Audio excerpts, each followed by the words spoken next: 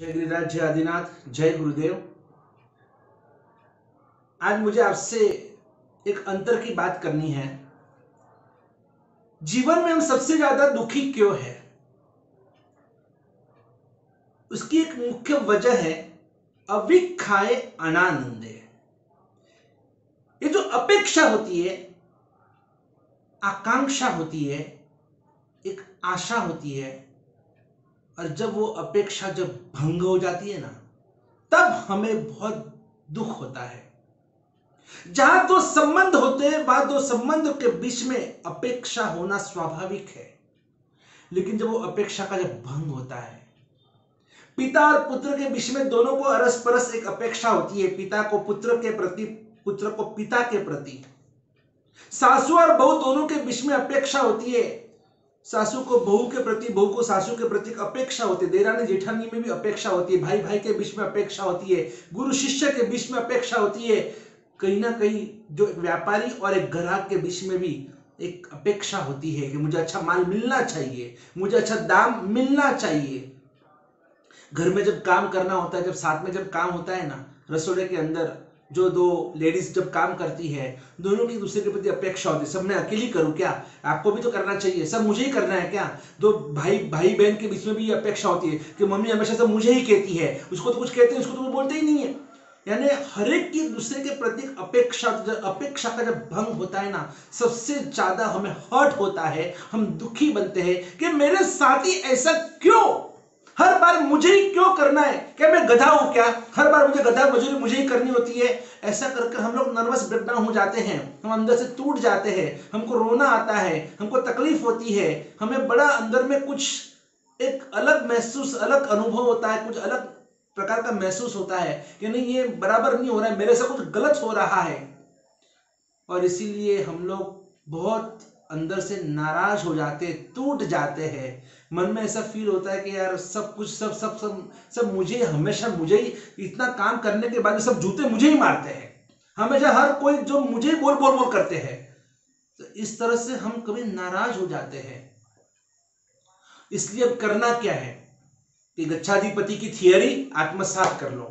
गच्छाधिपति श्री हमेशा इतने स्वावलंबी है कि आज की तारीख में एट द एज ऑफ 100 गच्छाधिपति से कभी किसी की अपेक्षा नहीं रखते हैं। जात मेहनत जिंदाबाद।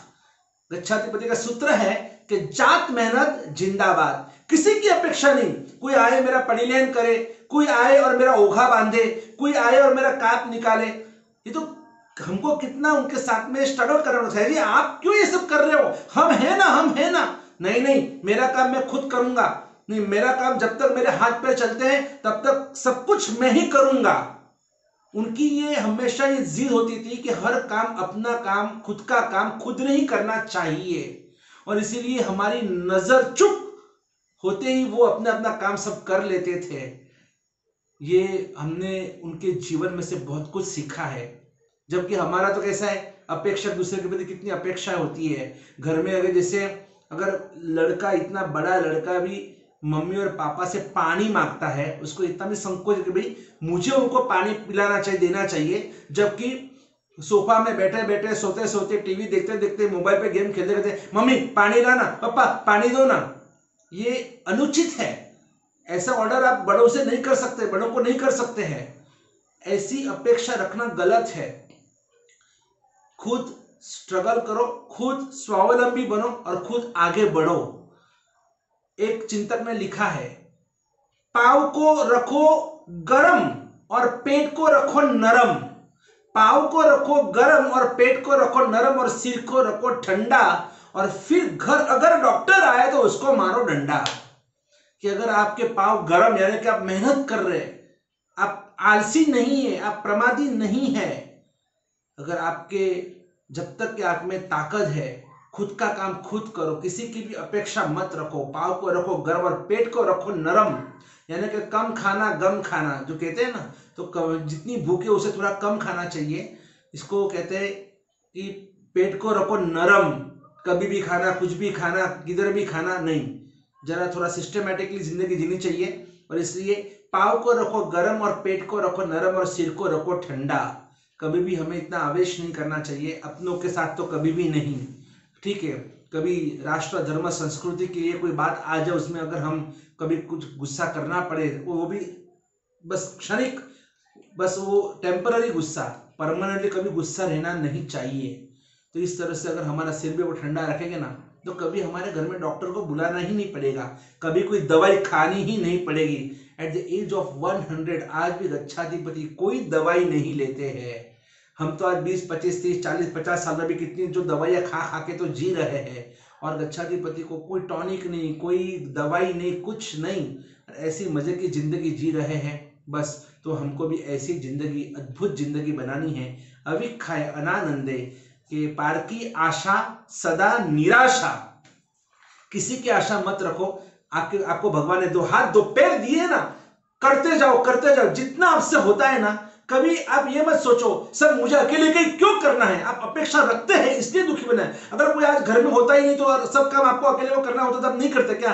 आज समझो काम वाले को एंट्री नहीं है, जो झाड़ू पोछा मारने वाले को एंट्री नहीं दी जाती है सोसाइटी के अंदर, सब अपना अपना काम सब खुद कर ही रहे हैं। तो वैसे, लेकिन अगर जब वो होती है और वो नहीं करती है तो हमको लगता है, बुरा लगता है, इसने ये नहीं किया, उसने वो नहीं किया। आज से सब कुछ बंद, जात मेहनत जिंदाबाद, जितना आपसे होता है आप करते रहो, किसी की अपेक्षा मत रखो, ना सासू की अपेक्षा, ना बहू की अपेक्षा, ना देरानी की, ना जेठानी की, ना छोटे भाई की, ना बड़े भाई की, किसी की अपेक्षा नहीं रखनी है। जो करे तो ठीक है, वो करे तो अच्छा ही है, लेकिन नहीं करे तो हमें किसी को भी दुखी बनना नहीं है। गच्छाधिपति का ये वाक्य आपके लिए ब्रह्म वाक्य बनना चाहिए। ऐसे गच्छाधिपति श्री जो हमारे आदर्श है, और उनकी जोरदार एक जय बुलाएंगे, और फिर हम सच में आज उनको हम भाव से वंदना करते हैं। सूरत मुकाम पर आज गच्छाधिपति श्री का जबरदस्त महोत्सव सूरत के सभी संघ मिलकर और वहां पर मना रहे हैं। वो जो नसीब पूना का लिखा हुआ था, वो नसीब सूरत वालों ने खींच लिया। और आज गच्छाधिपति, देखो ये क्या भवितव्यता है कि जो जोरदार एक महामहोत्सव पूना में 100 दिन का, एक ऐतिहासिक 100 साल में कभी नहीं हुआ ऐसा महोत्सव जो प्लान किया हुआ था, लेकिन ये कोरोना की वजह से आज पूरा प्लान फेल हो गया। कोई बात नहीं, गच्छाधिपति का तो ये 100वां साल बैठ रहा है। जब 100 साल पूरे होंगे, यानी कि पूरा 1 साल है हमारे पास तैयारी के लिए, और भी तो एक जोरदार महोत्सव हम वापस उसके लिए अभी से हम तैयारी करेंगे। लेकिन आज गच्छाधिपति सूरत के अंदर जिस तरह से वहां के सभी संघ मिलकर और जो घर घर में जो आराधना हो रही है, ऐसी आराधना हम हर अपने अपने गांव में भी कर सकते हैं। कुछ अच्छा से अच्छा सोचो, करो, और गच्छाधिपति के लिए कृतज्ञ भाव अभिव्यक्त करो। इसी मंगल भावना के साथ बोलो पूज्यपाद वर्तमान गच्छाधिपति आचार्य एवं दौलत सागर श्रीश्वर जी महाराज की जय। जय गिरिराज, जय आदिनाथ, जय गुरुदेव। परम भक्त परिवार से जुड़िए और विराग क्रांति वाणी चैनल को सब्सक्राइब कीजिए, लाइक कीजिए और शेयर कीजिए, और लेटेस्ट वीडियो को देखने के लिए बेल आइकन दबाइए।